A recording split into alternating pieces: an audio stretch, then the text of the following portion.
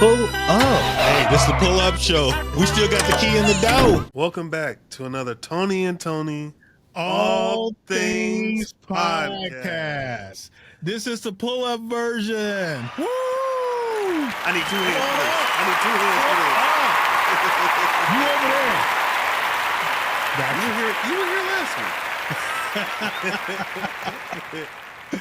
All right, everybody. Welcome back to another week of football. Yes, sir. Today, we are going over my Bears versus the Raiders. The Bears survive in Vegas, 25-24. I guess the big question to start off today I got here is, was this win to be proud of, or is it more that it exposed more problems than progress? Is it something to be proud of? I would say as an organization, I'd be proud. I'd be proud because even though we know that offense got some problems, everybody on all three teams, special team, defensive team, and offensive team, they all did their part. They all contributed. They all put together, and it's a good win for the organization. You're away. You're in Las Vegas. And I know everybody says that, this is a must-win game, but this is a must-win game for the Bears. Back-to-back wins is important for them. That's true. I think it builds some confidence in the team. I'm proud, but it does expose, I think, a lot of the problems. You would think after playing such a great game versus the Cowboys, they would have came out and sort of ran the offense a little bit better. I still saw that it looks like, Caleb just looked unsettled in the pocket at times, hesitations. Plus, the tight end, Komet.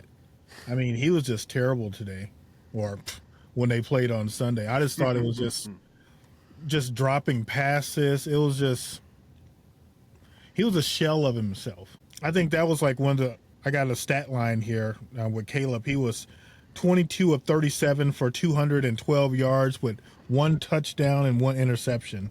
But like I said, Caleb just still looked unsettled. Looks like there was people who are open, but he just decided not to throw it. It's almost like I'm not going to throw an interception. Yeah. And that was like my first sort of thoughts of the game, starting off. What about you?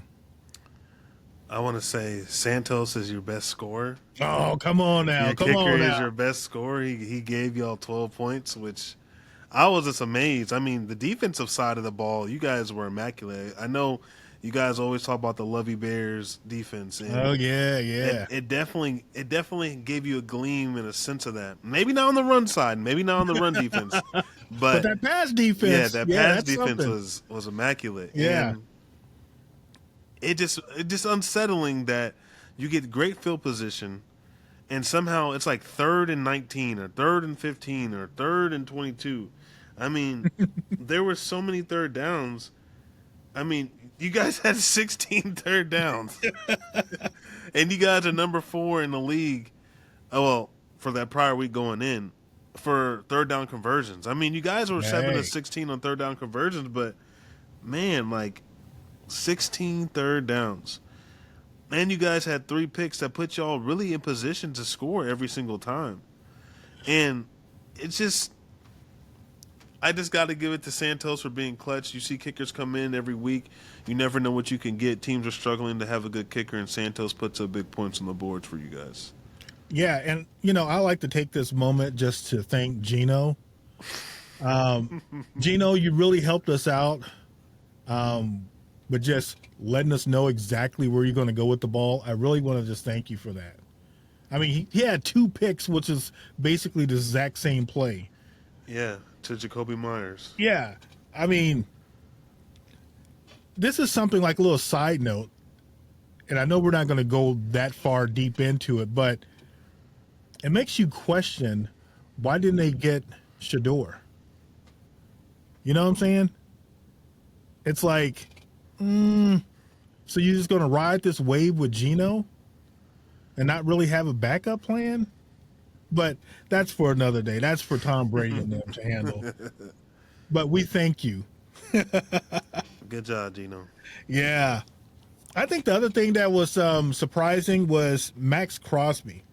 I haven't seen him before. That was my first time seeing. I mean, this guy was a beast. I mean, he was like a man amongst boys out there. It was just like, what is going on out here? I mean, he was so dominant. And we just couldn't have didn't have a game plan for him. It's almost like we should have just decided, okay, he's on this side. Okay, we're going to change the play and run to the opposite side of the field. You know, but what he had he had his first career interception against us, batted passes. He was just a disruption, disruption just out there on that defense. I mean, we just couldn't handle him. And I think another thing that I thought was kind of interesting with the Bears, and this just goes to show just how bad our run game is. I have here that we rushed for 2 yards in the first half. 2 yards. How does that happen? Yeah, you guys were abysmal in the first half on offense. Abysmal. How does that happen?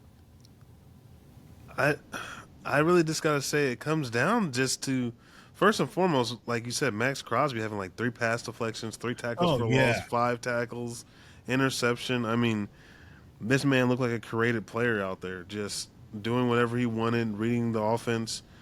And also it comes down into, remember I told you, DeAndre Swift cannot hit the hole. Like, I've been trying to say this. Him scoring that touchdown was God's grace, because there's no way that he was able to just, there's space over to the left. He's always, like, ever since they made that comment about him, not being physical enough, it's like everything he wants to do is to be physical.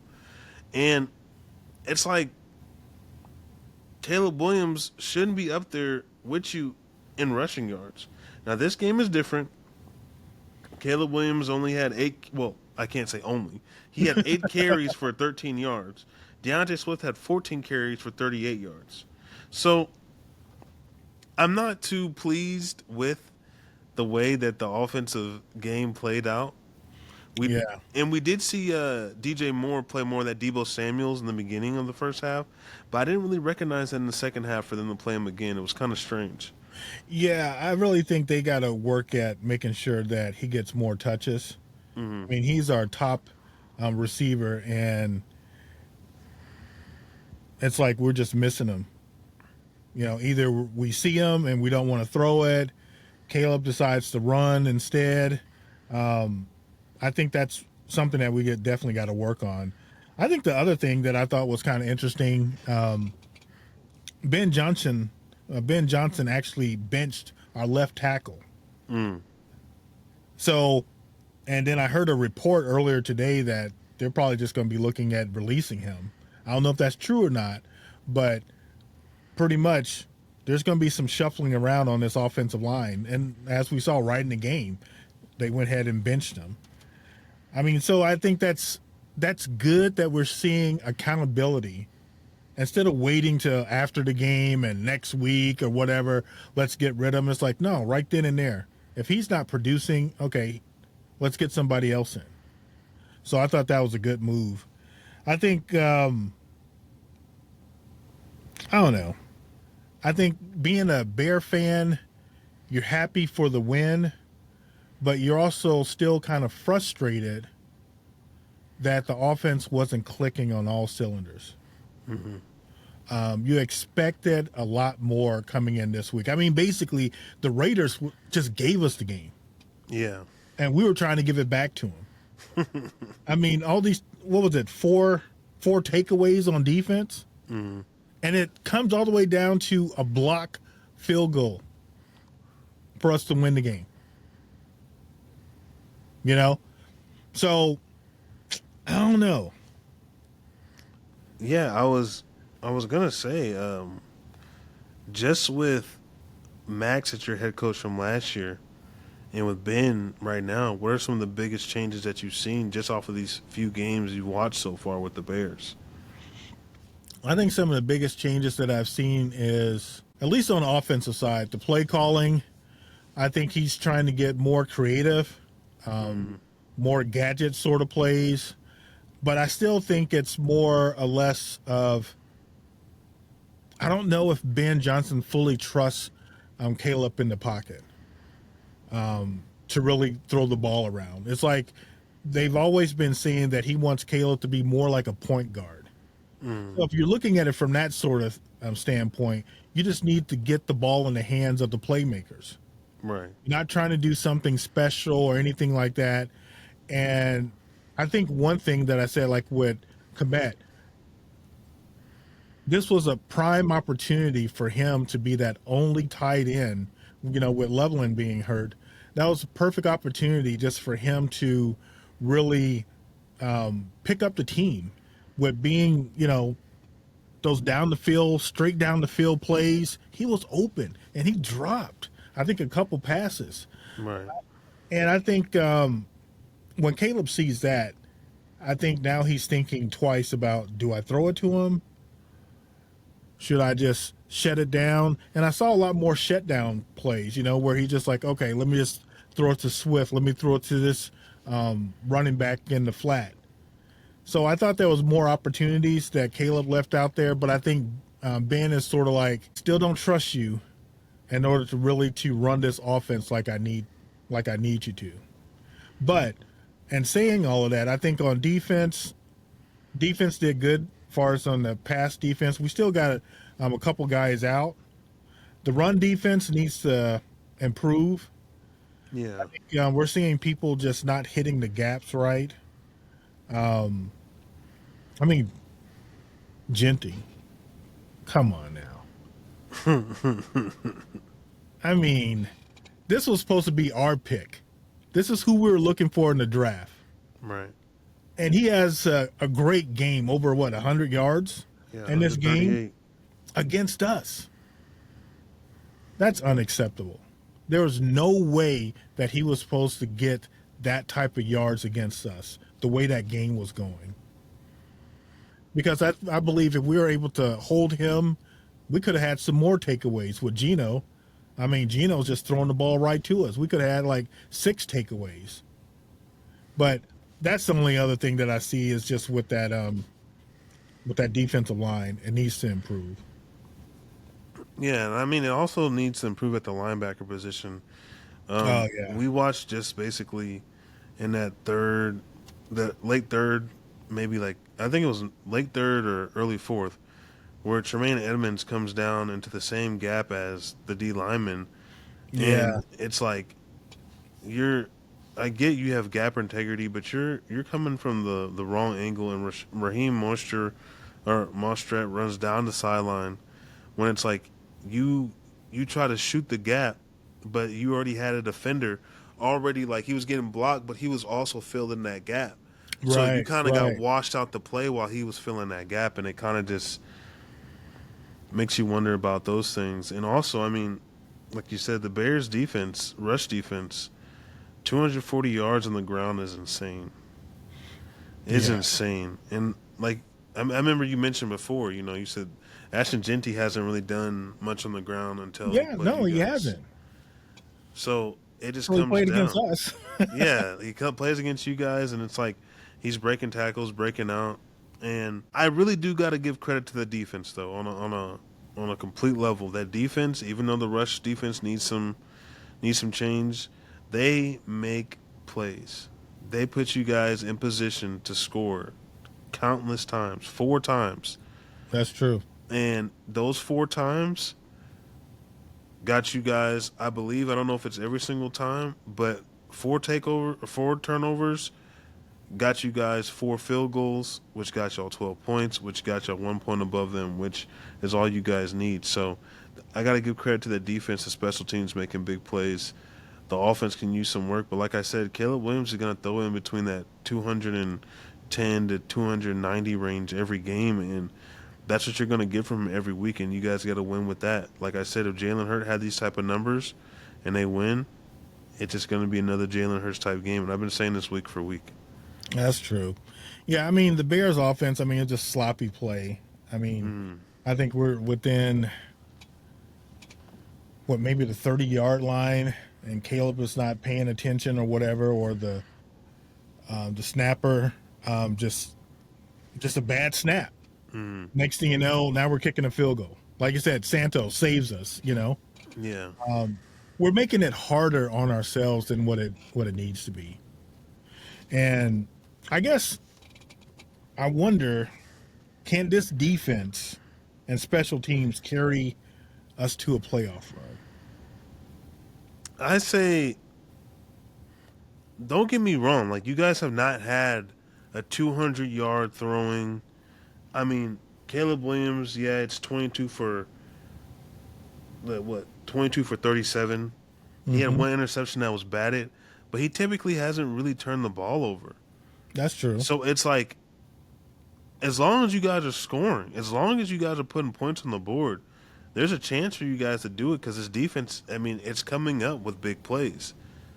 The special teams, I mean, this is their first block kick, I believe, since 2023. So it's going to come down to your defense. You can't hope for Caleb Williams and them to do much because that offense is just not there. But with DJ Moore and Roma Dozier and hopefully Cole Kmet, who had 9 targets and only got 3 catches, you just hope that he plays a little better. And honestly, it's just like you guys need to be playing more strategy games and winning games because when I mean that, I'm not saying not winning games, but strategy as like, okay, we need to be looking forward to get into that 40-yard line. Right. We can't if we keep trying to score, keep trying to do these bigger plays, we're going to keep coming short because that's what it keeps showing. All these trick plays with the flea flicker for the Cowboys, the rushing game, the screens, the outside throws to Swift, and Swift just hits him in the hands, and he just keeps running like, well, that play's over. I mean, right. And like you said before, you got to get DJ more involved back there. I mean, if you're going to keep running them outside little checkdowns, at least put DJ Moore out there so it's a reliable 5-6 yard pass. Right. Or maybe just put him in a slot or something. Do whatever it takes because, I mean, you got to got go up against a safety or something. Yeah. Yeah, you got 3 weapons out there that you could throw to. Yeah, because, I mean, we rank among, amongst the bottom, in the NFL in rushing. So teams are going to know how to game plan against us. They stopped the run a couple times. Next thing you know, we're turning into a gadget and pass-oriented offense. Yeah. So hopefully, I mean, this is a good start. I mean, we're 2-2, 500, so that's good. I think to wrap this one up, I think Chicago basically escapes with a win, but not one that builds confidence. Right. No, it's cool, but it just doesn't build confidence. Caleb, again, he looked tentative. The run game, again, non-existent. The offense killed itself with pre-snap penalties. Defense and special teams bailed us out.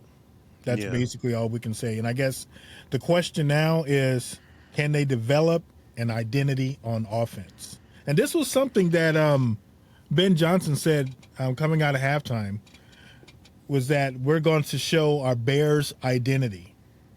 I still didn't see it in that second half. So hopefully we can start seeing some momentum towards that identity that he's been preaching about. So yeah, we'll see. Hopefully.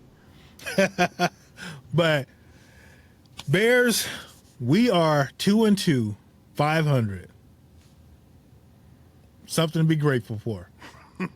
All right, with that one, see you next time. Pull up! Pull up. Yeah. Pull up. Hey, this is the pull up show. We still got the key in the door.